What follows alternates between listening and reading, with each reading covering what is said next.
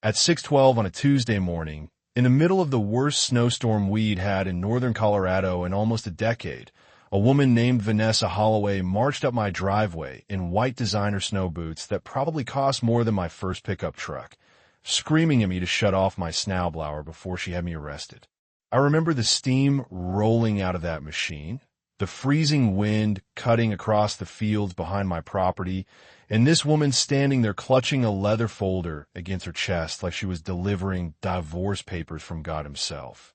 "You are violating community quiet hours," she snapped, pointing one red fingernail at me.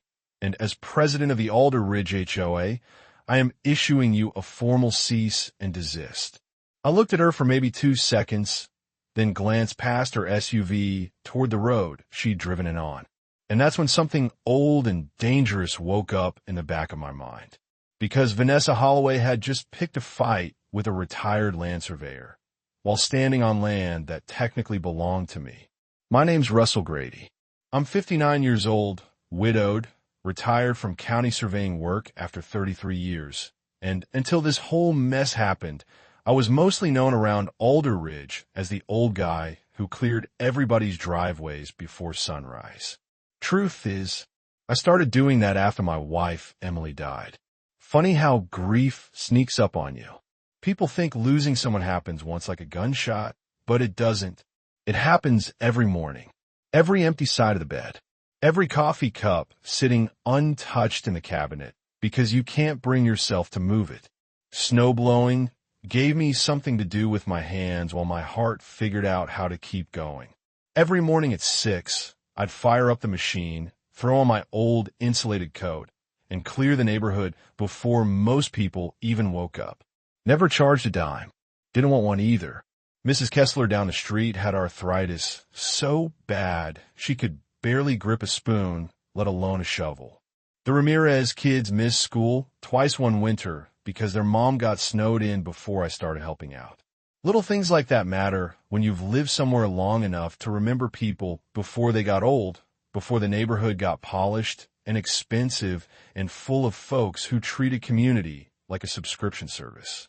Alder Ridge used to be farmland.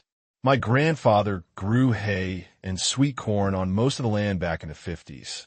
Then developers came in during the housing boom and carved everything into tidy little lots with fake rustic mailboxes and HOA bylaws thick enough to stop bullets. Me and Emily kept our original 6 acres on the edge of the subdivision because she loved the view of the mountains from our porch. Said sunsets looked honest out there. For years, everything was fine. People minded their business, borrowed tools, waved at each other during storms. Then Vanessa moved in. Lord, you ever meet somebody who smiles with their mouth but not their eyes? That was Vanessa Holloway. Mid-40s maybe, always dressed like she was heading into a business seminar nobody asked for, drove a pearl-white Range Rover with black rims, and somehow managed to sound both cheerful and condescending at the same time.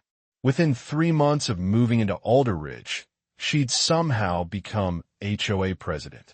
Nobody even understood how it happened. Half the neighborhood didn't attend the online vote because they thought the email was spam. But suddenly there she was, sending out weekly newsletters about modernizing community standards and preserving premium property values. First she went after lawn decorations, then work trailers, then old fences. One guy got fined because his garbage cans were visible from the street for 2 extra hours after pickup day. Another family got a warning because their son's basketball hoop disrupted visual uniformity. Meanwhile, Vanessa walked around the neighborhood every morning with an iPad in one hand and a coffee in the other like she was inspecting troops before battle. Emily used to laugh at people like that. Said some folks confuse control with purpose because real purpose is harder to earn. I thought about that a lot the morning Vanessa came after me. Snow was still falling hard. Thick, wet flakes sticking to my beard while the engine rattled beneath my gloves. She stood there holding that cease and desist letter while I stared at her through the blowing snow, honestly wondering if this woman had any idea how ridiculous she looked. "You're disturbing families," she said. "Children are trying to sleep." I killed the engine. Everything went quiet except for the wind scraping across the trees. Then I asked her one simple question. Vanessa, how do you think your driveway got cleared this morning? Her expression twitched for half a second, just enough for me to see it. Not guilt, embarrassment, but it vanished quick. That's not the point. No, I said softly, looking past her toward Oak Hollow Road. I think maybe it is, because standing there in the snow, with her expensive boots sinking into slush on the edge of my property, I suddenly remembered something my grandfather once told me about that road. Something nobody in Alderidge knew. And once I pulled those old survey records out of storage, this whole neighborhood was about to find out the hard way. I barely slept that night. Not because of Vanessa. Honestly, people like her don't scare me anymore. After 33 years dealing with property disputes, screaming landowners, county hearings, and multi-million-dollar easement fights, you learn real fast that the loudest person in the room usually understands the least. No, what kept me awake was that memory clawing around in my head. My grandfather standing in his barn sometime around 1988, cigarette hanging out of his mouth, telling my father, "Never let anybody forget who owns the West Strip." At the time, I was too young to care. I figured he was talking about irrigation access or fence lines or one of the 1,000 little territorial battles farmers carried around like religion. But around midnight, sitting alone in my basement workshop with a cup of burnt coffee and Emily's old jazz records playing softly in the background, I found the original survey tubes stacked behind my drafting cabinet. Soon as I cracked one open, that smell hit me. Old paper, dust, machine oil, history. Funny thing about survey maps, people think they're boring until their entire life depends on one line drawn in ink 70 years ago. I spread the plats across my workbench and started tracing boundaries with my flashlight. Section lines, utility easements, drainage corridors. Then I found it. A 40-foot reservation strip running straight through what was now Oak Hollow Road. My stomach dropped clean through the floor. No way, I whispered. I checked the developer filings next. Then county records online. Then subdivision transfer documents. Same result every time. The road had been built across retained Grady family land, but the final easement transfer was never recorded after the original developer went bankrupt in 2009, which meant technically, legally, the entire neighborhood had been driving across private property for nearly 15 years. And Vanessa Holloway had just threatened the one man who actually owned the ground underneath her tires. I leaned back in my chair and just stared at the ceiling for a while. Because here's the thing nobody tells you about power. Sometimes having it feels awful. I could have ignored it. Probably should have. But once somebody starts weaponizing laws against you, once they start using grief and humiliation and public pressure to make you feel small inside your own home, something changes. And Vanessa wasn't stopping. 2 days later, she filed a formal county noise complaint against me. By Friday morning, I had an official violation notice taped to my front door accusing me of repeated disturbance of neighborhood peace before authorized quiet hour completion. That woman actually hired an attorney over snowblowing.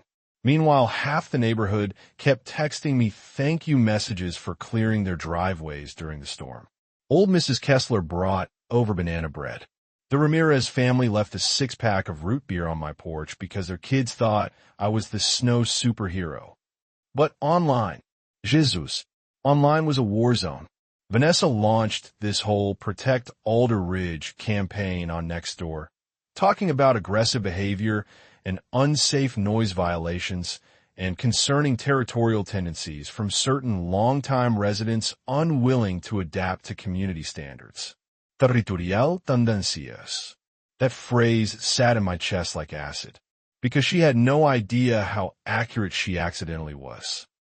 Saturday morning, I drove down to county records in Brighton and pulled every single filing tied to Alder Ridge Estates.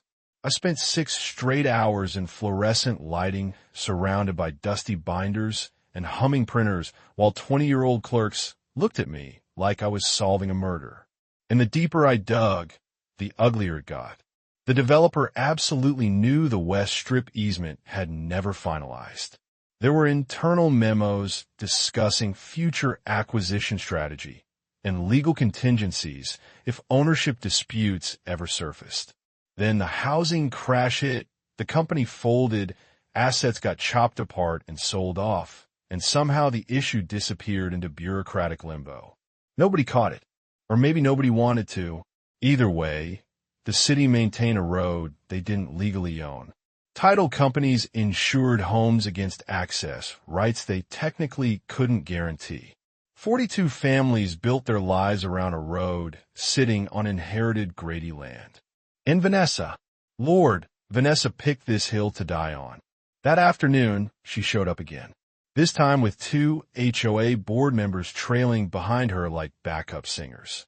I was in my garage, tuning the carburetor on my snowblower, when I heard heels crunching across gravel. "Russell," she called, voice tight and formal. "We need to discuss escalating concerns regarding your behavior." I wiped grease off my hands, slow and deliberate, then looked at the 3 of them, standing there beneath the fluorescent garage light. One guy wouldn't even make eye contact with me. "Behavior," I repeated. "Though we're calling snow removal now." Vanessa ignored the jab. "Several residents feel intimidated by your activities." "Which activities specifically?" "The early morning machinery, the surveying equipment, the prolonged staring at vehicles entering the subdivision." I almost laughed. "Ma'am, I'm not staring at vehicles. I'm looking at a road." That rattled her a little, just enough for me to notice. "Regardless," she continued quickly, "the HOA is prepared to pursue legal remedies if necessary." Then she handed me another envelope. "Fine notices. $500 per violation. Daily penalties starting Monday." I stared at that paper for maybe 10 seconds while snow drifted outside the garage door. Then I looked up at her and asked quietly, "Vanessa, did your attorney ever review the original subdivision plats?" Silence. Tiny little pause. "I'm not sure what that has to do with this." Oh, there it was. The flicker. The first crack in the armor. "Probably nothing," I said. "Just curious." She recovered fast, though. People like Vanessa always do. "You may find intimidation tactics effective on older residents, Russell, but I don't respond to pressure." I smiled a little at that. Not because it was funny, because it was ironic. She thought this was intimidation. She still believed we were arguing about snowblowers. By Monday morning, she escalated again. Sheriff deputies showed up at my house for a wellness check. Said somebody had reported possible cognitive instability tied to obsessive property fixation and escalating antisocial behavior. I stood there on my own porch listening to 2 embarrassed deputies read concerns about my mental fitness while my snowblower sat behind them covered in fresh powder. One deputy finally lowered his clipboard and muttered, "Sir, off the record, this feels kind of ridiculous." "That's because it is." After they left, I sat on my porch for a long time watching traffic roll down Oak Hollow Road. Parents driving kids to school. Delivery vans. Contractors. Teenagers blasting music with windows down. All of them crossing land they assumed belonged to the public. And for the first time since Emily died, I felt anger hotter than grief. Not because Vanessa insulted me, not because she fined me, because she tried to erase me, tried to turn me into some unstable old man standing in the way of progress when the truth was people like me built the foundation she was standing on. That night, I called an old friend named Martin Bell, retired property attorney, meanest bastard I ever played poker with. Soon as he saw the documents spread across my kitchen table, he let out this low whistle and leaned back in his chair. "Russell," he said slowly, "do you understand what you're sitting on here?" I looked toward the dark road outside my window where headlights swept across falling snow. "Yeah," I said quietly. "I think I do." Then Martin smiled the kind of smile lawyers only get right before somebody's life changes forever. "Good," he said, "because if Vanessa Holloway wants a property war, we're about to give her one." Martin moved fast. Faster than I'd seen him move in 20 years, honestly. By Wednesday morning, every homeowner in Alder Ridge woke up to a certified envelope sitting in their mailbox. Inside was a formal notice explaining that Oak Hollow Road crossed privately retained Grady property and that continued use would require immediate negotiation of temporary access easements pending legal resolution. Real polite language. Real professional, but underneath all that legal courtesy was one brutal truth everybody understood instantly. Their neighborhood entrance might not legally belong to them anymore. You could feel the panic before noon. Phones ringing nonstop. People gathering in little clusters near mailboxes. Somebody drove past my house 3 times slow enough to practically count the nails in my fence. And Vanessa completely lost her mind. Around 2 in the afternoon, she came storming up my driveway again. Except this time the polished confidence was gone. She looked furious, but underneath that fury was fear. Real fear. You blindsided this entire neighborhood, she snapped before she even reached the porch. You're threatening property access over a personal disagreement. I stayed seated in my old porch chair, coffee warming my hands while snow drifted softly off the pine trees behind the field. No, I said calmly. You turned it personal when you sent deputies to my house. You're manipulating people. Funny, I muttered. I was about to say the same thing. She stepped closer. Do you realize what this could do to property values? I looked at her for a long second before answering.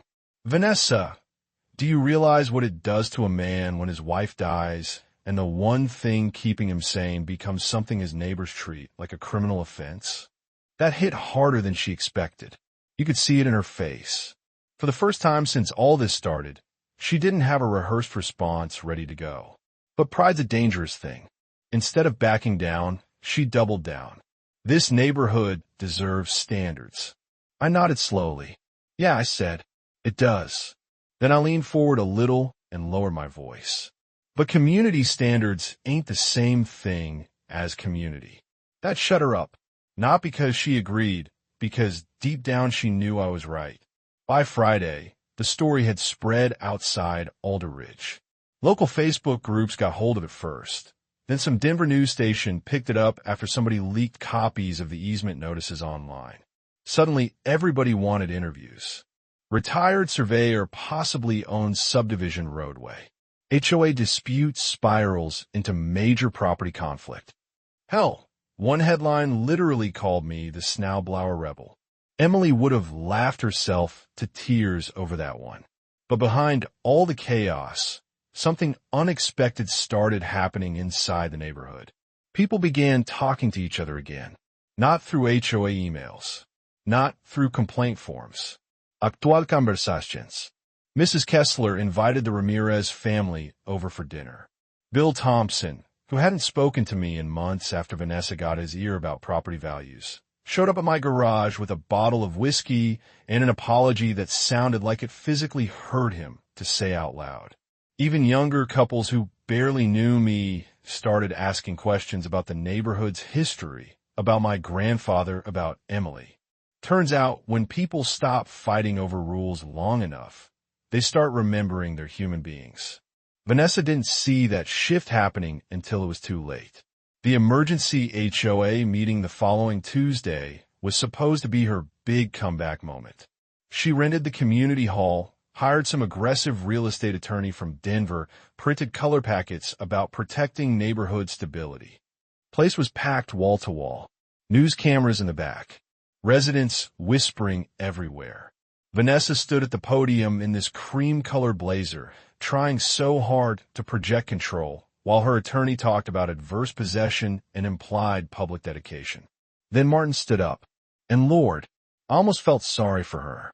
Almost. Martin walked to the front carrying one thin folder and a survey map rolled under his arm. Come as church on Sunday morning. Evening, everybody, he said. I'll keep this simple.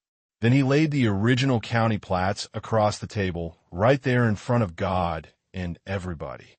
Every missing easement, every failed transfer filing, every bankruptcy document, every legal gap. Clean, precise, devastating. You could hear people breathing harder as reality settled over the room. The attorney Vanessa hired started stumbling halfway through his rebuttal because, frankly, there wasn't much to rebut. Facts are ugly things when they're documented properly. Then Martin dropped the final hammer. Mr. Grady, he said, turning toward me, is prepared to permanently grant the neighborhood full legal easement rights for $1. The room went dead silent. Vanessa spun toward me, so fast her chair nearly tipped over. What? I stood up slowly. Truth is, I never wanted revenge. Revenge sounds satisfying until you actually hold it in your hands. Then mostly it just feels heavy. $1, I repeated, and 3 conditions. Every eye in that room locked onto me. First, the harassment stops. Not just against me. Against everybody. I looked directly at Vanessa. Second, this HOA stops acting like a private government. Murmurs everywhere now. People nodding. Finally, I took a breath before saying the last part. And third, we start acting like neighbors again. Nobody spoke for maybe 5 whole seconds. Then old Mrs. Kessler started clapping. Slow at first, then louder. Then the Ramirez family joined in. Then Bill. Then almost the entire room. Vanessa just stood there frozen, staring at me like she couldn't understand why she'd lost. But that was always the problem. She thought power came from controlling people. Emily used to say real strength comes from giving people room to breathe. Vanessa resigned 2 weeks later. Put her house on the market before spring. Last I heard, she moved somewhere outside Phoenix. Never saw her again. These days, the gate at the entrance to Oak Hollow stays open permanently. Mostly symbolic now. A reminder. Every winter morning around 6, I still fire up the snowblower and clear the neighborhood roads before sunrise. Only difference is now, sometimes other folks join me. Bill finally bought a decent machine. The Ramirez boys are old enough to help. Mrs. Kessler sits on her porch wrapped in blankets, drinking coffee and yelling instructions nobody asked for.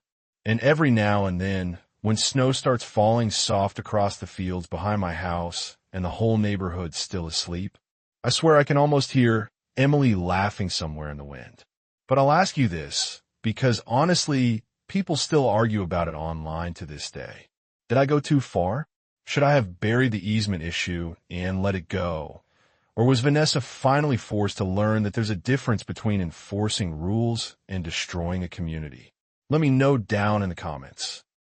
Because after everything that happened in Alder Ridge, I'm still not sure everybody learned the same lesson.